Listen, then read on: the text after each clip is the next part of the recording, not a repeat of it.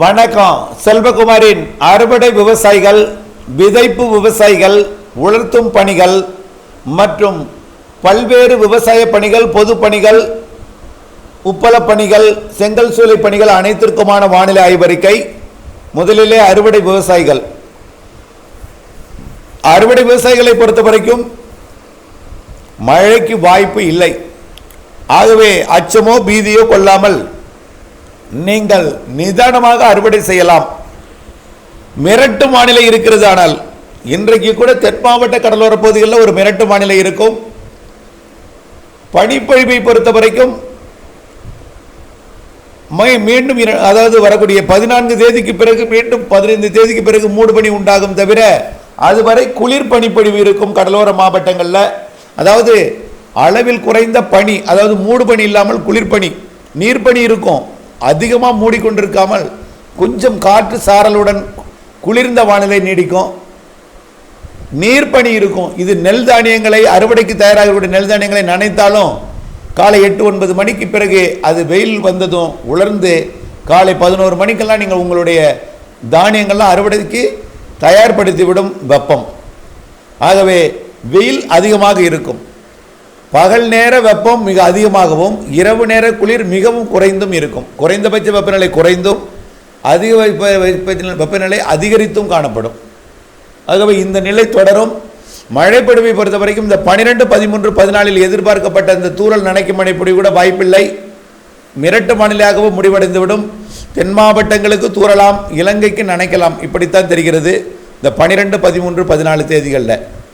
அதற்கு அடுத்த மழைப்பொழிவு எப்போ எதிர்பார்த்தோம்னா 22, 23, 24 அதுவும் தூறல் நனைக்கும் மழைப்பொழிவாகவே சென்றுவிடும் என்று எதிர்பார்க்கப்படுகிறது.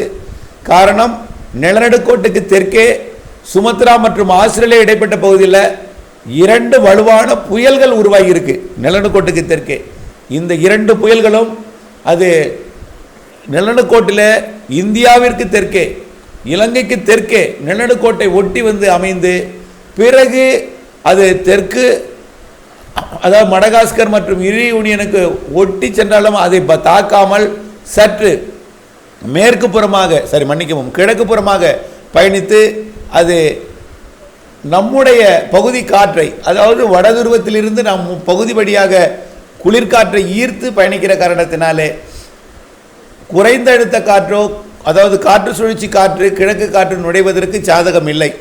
ஆக ஒட்டுமொத்தமாக குளிர்தான். இடையில காற்று சுழற்சி வந்தாலும் அது மிரட்டு வானிலையாகத்தான் அமைக்கும். அதுவும் ரொம்ப தொலைவில் இருந்து கொண்டு மிரட்டு வானிலையை ஏற்படுத்தும். ஆகவே மழைக்கு வாய்ப்பு இல்லை. 22, 23 மிரட்டு வானிலை தான் தெரிகிறது. ஆனால் வானிலை ஆய்வறிக்கை கூட இணைந்திருக்கணும். அடுத்தது பார்த்தீங்கன்னா மார்ச் 2, 3, 4 அடுத்த ஒரு மழை வாய்ப்பு நாம் எதிர்பார்க்கிறோம். அது கூட நனைக்கும் மழைப்பொழிவாக, லேசான மழைப்பொழிவாக தெரிகிறது. மார்ச் 2, 3, 4 வருவது லேசான மழைப்பொழிவாக தெரிகிறது. ஆனால் அது தென் மாவட்டங்களுக்கு நனைக்கும் மழைப்பொழிவை கொடுக்கலாம். இலங்கைக்கு மிதமான லேசான மழைப்பொழிவை மார்ச் 2, 3, 4 கொடுக்கலாம். அது வரைக்கும் பெரிய அளவிலே மழை வாய்ப்பில்லை. அறுவடை விவசாயிகள் அறுவடை செய்யலாம். விதைப்பு விவசாயிகள் விதைக்கலாம். கைவசம் தண்ணீர் வைத்து கொண்டு தான் விதைக்க வேண்டும். ஆகவே மழையை எதிர்நோக்கி விதைக்கக்கூடாது. எந்த பயிராக இருந்தாலும் மழையை எதிர்நோக்கி விதைக்கக்கூடாது. மழையை பொறுத்த வரைக்கும் பொழியும், ஆனால் பரவலாக எல்லோருக்கும் பொழியாது.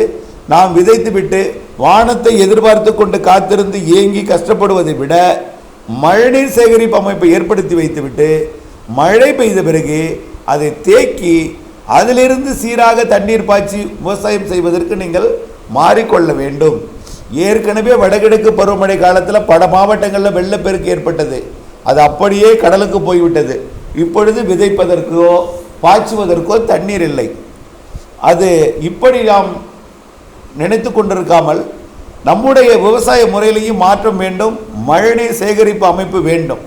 10% இடத்துல மழைநீர் சேகரிப்பு அமைப்பை ஏற்படுத்தி மழை பொழியும் போது சேமித்து கண்டிப்பாக ஒரு நாள், ஆண்டில் ஒரு நாளாவது உங்களுடைய மழைநீர் சேகரிப்பு அமைப்பை நிரப்பும்.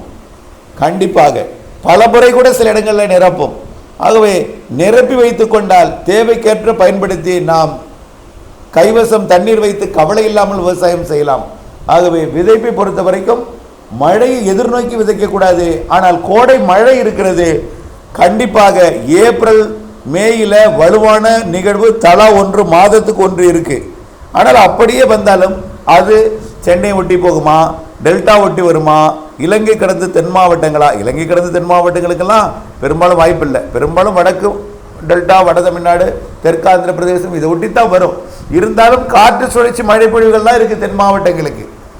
அதாவது காற்று சுழற்சி காரணமாக ஏப்ரல் மேல மழை இருக்குது, கோடை மழை, வெப்பச்சலன மழை எல்லாமே இருக்குது. ஆனால் அது எல்லோருக்கும் நாம் நினைக்கும் பொழுது ஒரு 10 நாள் பெய்யணும், 15 நாள் பெய்யணும், 25 நாள் பெய்யணும்னா அது பெய்யாது. நாம் நினைக்கும் பொழுது பெய்யாது. அது பெய்யும் பொழுது நாம் சேமித்து வைத்து தான் பயன்படுத்த வேண்டும். கண்டிப்பாக பொழியும். மார்ச் 2, 3, 4 எதிர்பார்ப்பது கூட தூரல் நினைக்கும் மழை பொழிவை கொடுத்து விட்டு போனாலும் மார்ச் 10, 15 தேதிக்கு மேலே வரக்கூடிய நிகழ்வு கண்டிப்பாக சூரியனின் குத்துக்கதிர் மார்ச் 21 நிலநடுக்கோட்டுக்கு வந்த பிறகு வளிமண்டலம் முற்றிலுமாக சாதகம் அடைந்துடும். தென்னரை கோலத்தில் வலுவான நிகழ்வுகள் இருந்து கொண்டு தென்னரை கோல நாடுகளை ஆட்டிப்படைத்துக் கொண்டிருக்கிறது. மிரட்டி கொண்டும் மழை பொழிவை ஏற்படுத்தி கொண்டும் பெரும்பாலும் கடலில் மழை பொழிந்து கொண்டிருந்தாலும் வலுவான நிகழ்வுகள் இருக்கிறது. தென்னரை கோலத்தில் இந்திய பெருங்கடலில் வலுவான நிகழ்வுகள் இருக்குது. ஆனால் ஆஸ்திரேலியாவில் பொறுத்த வரைக்கும் நல்ல மழை பொழிவு பொழிந்து வருகிறது. வழக்கமான பல ஆண்டுகளுக்கு பிறகு வடக்கு ஆஸ்திரேலியாவில் மழை பெய்யுது. இதெல்லாம் பார்க்கும் பொழுது கண்டிப்பாக சூரியன் குத்துக்கதிர் வடக்கே வந்ததும் அந்த சாதகம் நமக்கும் இருக்கும். கோடை மழை சிறப்பாக இருக்கும். ஆனால் அது எங்கே பெய்யும், எப்படி பெய்யும், எவ்வளவு பெய்யும், சிஸ்டமோட தீவிரத்தன்மை இதெல்லாம் வைத்து தான் நாம் அறிவிக்க முடியும். ஆனால் கைவசம் நீர் வைத்து விவசாயம் செய்யுங்கள், கவலை இல்லாமல் விவசாயம் செய்யலாம். ஆக விதைப்பை பொறுத்த வரைக்கும் மழை பாதிக்கும் மழை அல்ல, அறுவடைக்கோ விதைப்பிற்கோ பாதிக்கும் மழை அல்ல. பூச்சி விரட்டி அடிப்பதற்கும் எந்தவித பாதிப்பும் இல்லை. பூச்சி விரட்டி நீங்கள் துணிச்சலாக அடித்துக்கொண்டே இருக்கலாம். ஆகையில் எந்த பிரச்சனையும் இல்லை. அடுத்தபடியாக நீண்ட கால வானிலை அறிக்கையாக பார்க்கும் பொழுது உப்பள பணிகளுக்கும் செங்கல் சூளை பணிகளுக்கும் பார்த்தீங்கன்னா கோடை மழை இருக்குது. இடையில உப்பளத்தையோ செங்கல் சூளையோ பாதிக்காது. ஆகையின் காரணமாக உப்பளத்தை பொறுத்த வரைக்கும் உப்பு உற்பத்திக்கு தயாராகிவிட்டீர்கள் என்பது மகிழ்ச்சி அளிக்கும் விதமாக இருக்கிறது.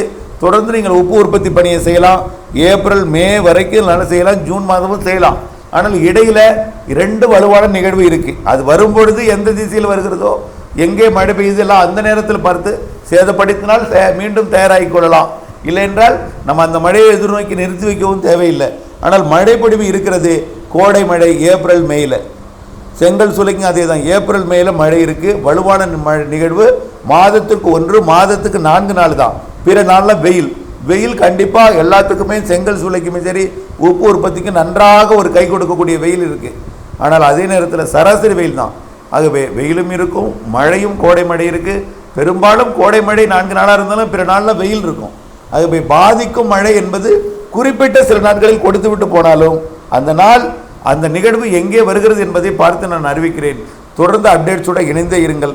வானிலை அறிக்கையுடன் இணைந்திருந்து லாபம் அடைந்திடுங்கள். ஆக அனைத்து பணிக்கும் இதே வானிலை தான். மழையை பொறுத்த வரைக்கும் பிப்ரவரியில் பெரிதாக இல்லை என்றுதான் சொல்ல வேண்டும். மார்ச் 2, 3, 4 தூறல், மார்ச் 10 தேதிக்கு மேல் வரக்கூடிய நிகழ்வுகள் கண்டிப்பாக வலுப்பெறும் என்று எதிர்பார்க்கப்படுகிறது. நன்றி.